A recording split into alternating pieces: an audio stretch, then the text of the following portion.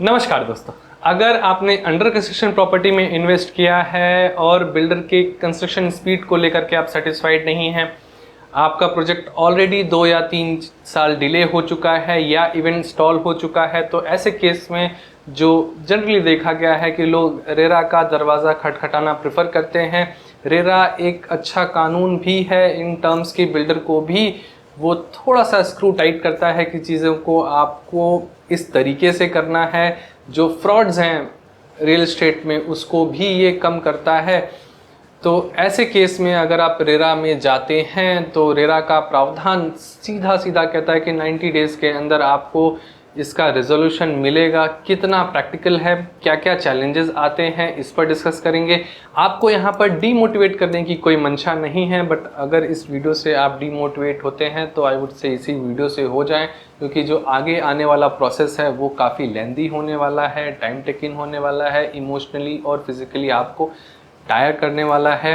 तो शुरू करते हैं इस वीडियो को। और इस वीडियो को शुरू करने से पहले आप इस वीडियो को, इस एनालिसिस को, जो ग्राउंड रियलिटी मैं अभी बताने जा रहा हूँ, इसको आप अपने फ्रेंड्स के साथ, अपने को इन्वेस्टर्स के साथ, सोसाइटी के ग्रुप्स में शेयर करें।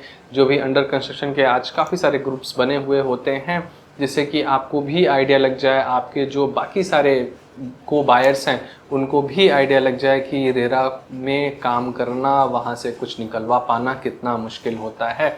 जो सबसे पहला चैलेंज है बायर्स का एसोसिएशन फॉर्म करना, क्योंकि ये जो लीगल बैटल है उसमें जब आप किसी लॉयर के पास जाते हैं तो वो फ़ी डिमांड करता है 10 लाख, 15 लाख, 20 लाख। अब ऐसे फ़ी को अफोर्ड करना किसी एक पर्टिकुलर बायर के लिए लायबल नहीं होता, और बायर भी सोचता है कि इसमें तो बाकी सारे लोग भी हैं, मैं अकेले क्यों पे करूं। तो जैसा कि आप जानते होंगे कि बिल्डर्स कॉन्टैक्ट शेयर नहीं करते, को बायर्स का उस जो प्रोजेक्ट में इन्वेस्टेड हैं वो नहीं चाहते कि आपस में ये लोग बातें करें। बट फिर भी सोशल मीडिया के माध्यम से लोगों ने आज ग्रुप्स वगैरह बना रखे हैं और सोशल मीडिया पर कनेक्टेड भी हैं, फेसबुक वगैरह के ग्रुप्स भी हैं। तो ऐसे केस में आज एक ये लाइबिलिटी बन जाती है कि लाइबल है कि एटलीस्ट वो किसी एक प्लेटफॉर्म पर बात कर पा रहे हैं। अब उनको सारे जो आपके बायर्स एसोसिएशन वाले लोग हैं, भरोसा बहुत कम होता है और उनको कन्विंस कर पाना कि yes we should go to RERA and hire an legal advisor और कंसल्टेंट, जिससे कि वो कोर्ट में हियरिंग वगैरह आपके बिहाफ पर कर पाए, आपका एक सॉलिड केस ड्राफ्ट कर पाए। और जनरली जो देखा गया है कि लॉयर्स बहुत अच्छा सॉलिड केस ड्राफ्ट नहीं कर पाते हैं। बायर्स एसोसिएशन में भी कोई इतना लीगल एक्सपर्ट नहीं होता कि इनके ड्राफ्टिंग को रिव्यू कर पाए कि वो उस लीगल टर्म्स में क्या कहना चाह रहा है। तो एक वीक केस बेसिकली लीड करता है एक वीक जजमेंट को। प्रैक्टिकल चैलेंज है ये। तीसरा जो प्रैक्टिकल चैलेंज है, एक लीगल कंसल्टेंट या लॉयर हायर कर पाना। जो भी लॉयर्स हैं वो बेसिकली हमेशा ही सबसे पावरफुल एंड माइटी के लिए काम करना चाहते हैं, ना कि वो सोशल वर्क कर रहे हैं। तो ऐसे केस में जब आप किसी लॉयर के पास जाते हैं और उसके ऊपर से रेरा का जो प्रोविज़न है उसमें जो भी रेरा के एडवोकेट्स हैं वो अपने आप को, अपने काम को एडवर्टाइज नहीं कर सकते पब्लिकली, राइट। ये भी बिल्डर के फेवर में ही जाता है कि जब आप पब्लिकली एडवर्टाइज नहीं कर पाएंगे तो बायर्स और उनके एसोसिएशन को पता कैसे चलेगा कि कौन सा लॉयर कैसा लॉयर है। तो ये भी आपको, जो आपके पहले इन्होंने कोई केसेस वगैरह लड़े होते हैं, उनके बायर एसोसिएशन से बात करना होता है कि कैसा काम किया है। अब ऐसे केस में आप उनके सक्सेसेस को तो जान पाएंगे, बट फेलियर्स कितने रहे ये जानना काफ़ी मुश्किल हो जाता है, राइट। अब नेक्स्ट अगर बात करें तो जैसा मैंने कहा कि लॉयर्स भी पावरफुल एंड माइटी के लिए काम करना चाहते हैं, सोशल वर्क नहीं करना चाहते। ऐसे केस में वो भी बिल्डर की नज़र में आना चाहते हैं कि बिल्डर क्यों ना अपना लीगल टीम इन्हें आउटसोर्स कर दे, क्योंकि मोटा पैसा बिल्डर दे सकता है, ना कि आप दे सकते हैं। और बिल्डर एक कॉन्टिन्यूस 2 साल, 4 साल, 5 साल जितने दिन के लिए भी एक एग्रीमेंट होता है वो बिज़नेस दे सकता है। तो ऐसे केस में आपके लिए कोई काम करे, ईमानदार लॉयर मिलना काफ़ी मुश्किल है। मैं ये नहीं कह रहा कि लॉयर्स ईमानदार नहीं होते हैं, बट अगर आप उनको जानते हैं कि यस ये लॉयर ईमानदार हैं तो उनके लिए जाया जा सकता है। अगर आपका कोई डायरेक्ट फैमिली लॉयर है और उसका कोई क्लोज वन है जो कि एडवोकेट है रेरा में रजिस्टर्ड, तो आप उनसे भी बात कर सकते हैं, उनके थ्रू भी जा सकते हैं, राइट।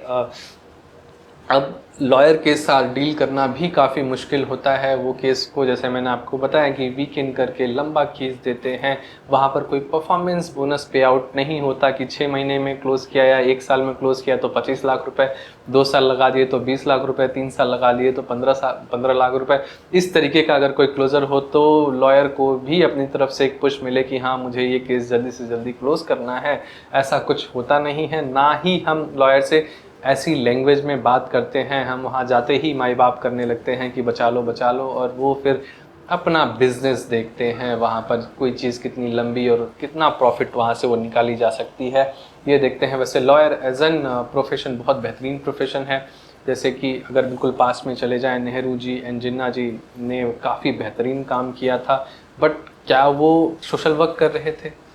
क्या वो हम जैसे इंडियंस के लिए लड़ रहे थे? क्या वो मुस्लिम लीग और कांग्रेस के लिए लड़ रहे थे? जी नहीं, वहाँ भी वो माइटी एंड पावरफुल के लिए लड़ रहे थे, जिससे कि उन्होंने फिर उस पावर को ट्रांजिट किया और इंडिया में भी और वो पाकिस्तान में भी सबसे पावरफुल पोजीशन गेन की। तो सबको पावर चाहिए होता है। मैं उन दोनों की, बीइंग एन इंडियन, बहुत रिस्पेक्ट करता हूँ उनके काम की। मैंने सिर्फ एक एग्जांपल दिया कि यस, ये प्रोफेशन कैसा है और हम सब भी कैसे हैं कि पावरफुल एंड माइटी के लिए ही काम करना चाहते हैं।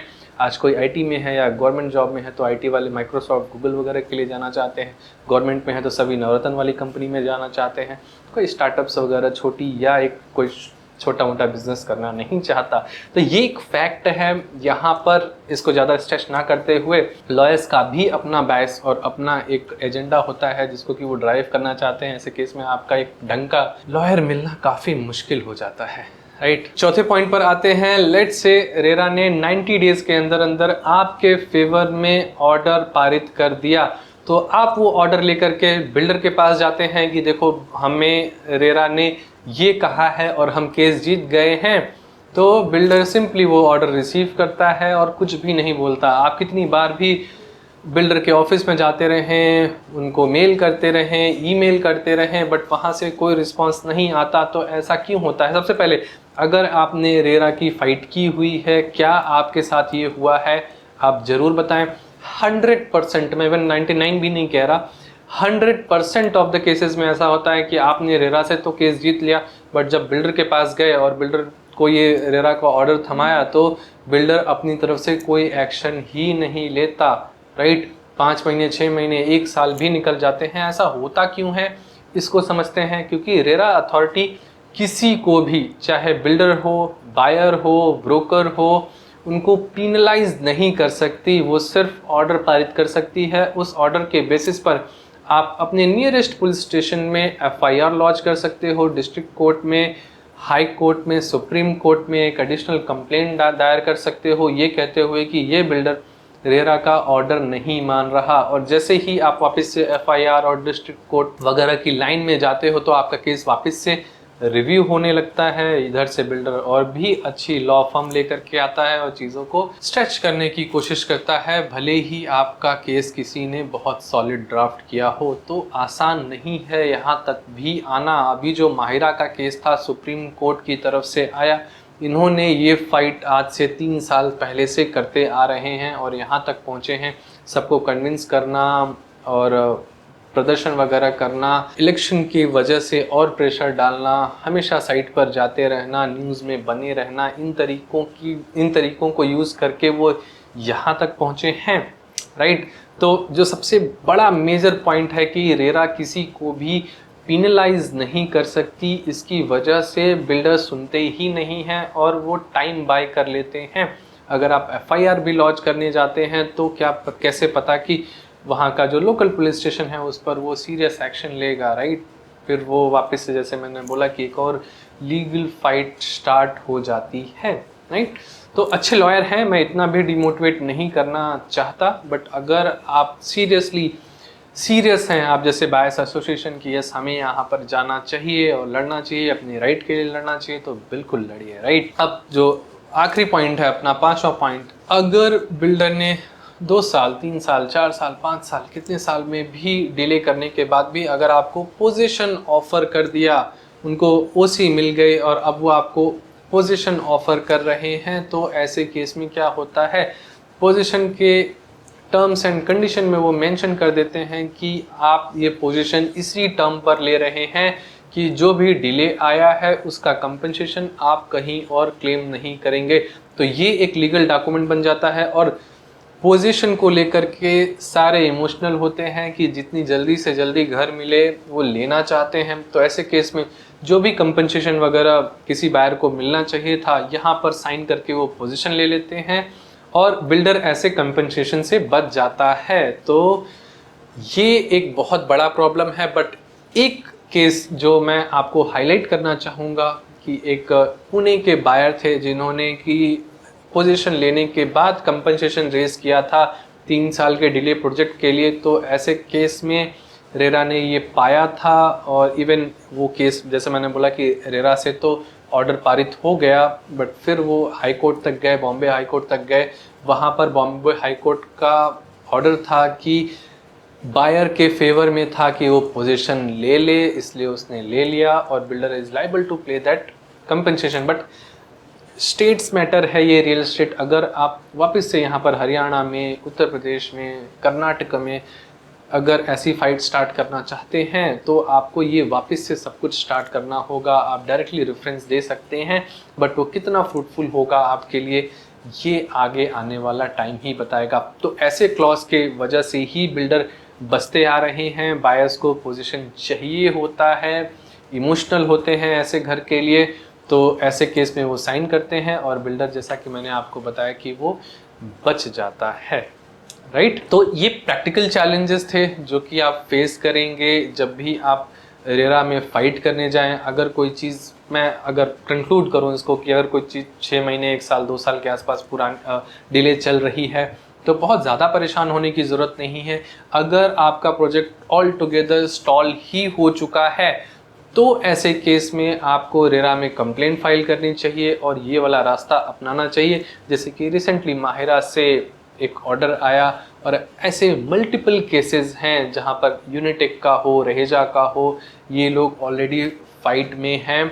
बस मैं ये बताना चाह रहा था कि ये फाइट इतनी आसान नहीं है। आपको न्यूज़ में लगता है कि ये केस हुआ और ये ऑर्डर पारित हुआ, यहाँ पर बायर्स का एसोसिएशन जीत गया, बट टू बी फ्रैंक 1000 लोगों में से 2, 3, 4, 5 इस तरीके के लोग कंपनसेशन रिसीव कर पाते हैं, भले ऑर्डर 100 या 150, 200, 500 का पारित हुआ हो, राइट।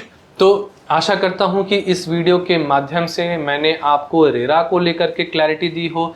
ये रेरा की प्लेलिस्ट में ये मैं वीडियो डाल दूंगा और भी रेरा पर रिलेटेड मेरे वीडियोस हैं जो कि काफ़ी बेहतरीन और ऐसे ही प्रैक्टिकल चीज़ों को डिस्कस करते हैं। तो इस वीडियो को तो ज़रूर शेयर कीजिए और साथ में उस प्लेलिस्ट को भी शेयर कीजिए जिससे कि रेरा को लेकर के जो भी नॉलेज आपको गेन करनी हो प्रैक्टिकल ग्राउंड रियलिटी के साथ, सिर्फ सेक्शन की बातें नहीं कि रेरा का रूल ये कहता है वो कहता है, प्रैक्टिकल बातें अगर आपको सीखनी है, शेयर करनी है तो बिल्कुल शेयर कीजिए। और अभी तक आपने मेरा यूट्यूब चैनल सब्सक्राइब नहीं किया है तो सब्सक्राइब कीजिए, एलीट मेंबरशिप एक्सप्लोर कीजिए। वहाँ पर हम बेहतरीन real estate content exclusive for elite members लाते रहते हैं। मिलते हैं अगले वीडियो में, तब तक जो और भी बेहतरीन वीडियोस हैं इस यूट्यूब चैनल पर उसे एंजॉय कीजिए, रेरा की प्लेलिस्ट को देखिए, इसे शेयर कीजिए। Thank you for being till the end. See you in another video. Bye bye.